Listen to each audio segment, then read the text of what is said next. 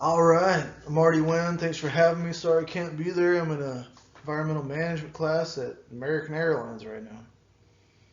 Never done one of these 5-minute things, so I'm going to try to adhere as best I can.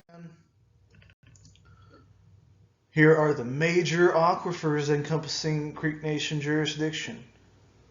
Here in that colored outcrop, and we're going to focus on the Canadian River alluvium, which flows into our Eufaula Basin. All right, a little bit about me. Haskell University grad, firefighter in the meantime, Kansas University chemistry, and then got hired Interior Environmental Services, and now I'm back in school for my master's. All right, here's another look at our major aquifer flowing into in Eufaula Basin. North Canadian River flowing there. We got Hannah Farm, we got Dustin Ranch. So why these areas? Well, we can go over there and do some testing. We can install wells. They want water. Can we get high irrigation water? Well, down here, we've got data that says you can. 300 gallon, 400 gallon, 500 gallon minute irrigation. Why can't we get one up here? Well, I'm going to tell you why, or why not in this instance. I think as you get closer towards the lake, the less alluvium storage you have. And I'm going to tell you why. We started to try to get as close as we can to the river, drilled 15 feet and got nothing. Hit shell. Drilled 40 feet, got nothing. Hit shell. We could drill more. Maybe we get some. Maybe we wouldn't. We finally got one way up here next to existing wells, 60 feet below surface, and we started pumping at 31 gallons a minute.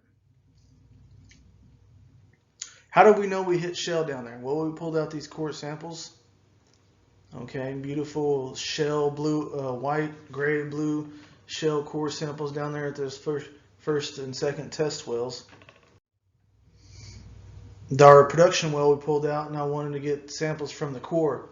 You can only get this with environmental drillers. You can't get this with conventional water well drillers. These are specific to alluvium, sand. They're sonic rotary drillers that are able to pull out these unconsolidated, really fine sediment core samples. Throw them through sieve analysis, see what other data we can get. Our schematic pumping well here, 31 gallons a minute for 6 hours. Observation well we installed 30 foot, just 240 feet away. This was already there, another observation well. So we got water level meters down here, we got water level meter down here, water level meter down here, and that's our data we're getting. As you pump over 6 hours at 31.5 gallons a minute, you're going to get responses from this. You're going to get response from that. And here is our response. Those water level meters measure pressure. Pressure of that water above the actual probe down there. And that's what we're converting to, 8 feet below surface, water elevation, etc. Stop the pumping, that's recovery. We let that go overnight. We let those meters go over there and see what it does. It should be the inverse of the pumping data, but okay, throw that data into the pumping test analysis. Transmissivity, storativity is what we want. 8.02, that's 802 square feet a day. That's what we expected. That's what I expected. Why is this important? Well, we've got an active tributary that's flowing even through the worst drought of 2012 and 2013. So that's interesting. Where is this water coming from? This little tributary disappears. And that's the future of the project. I appreciate everything. I have 30 seconds left. We're going to assume groundwater flow direction south. Maybe there's interactions and everything. We're going to develop models. All right.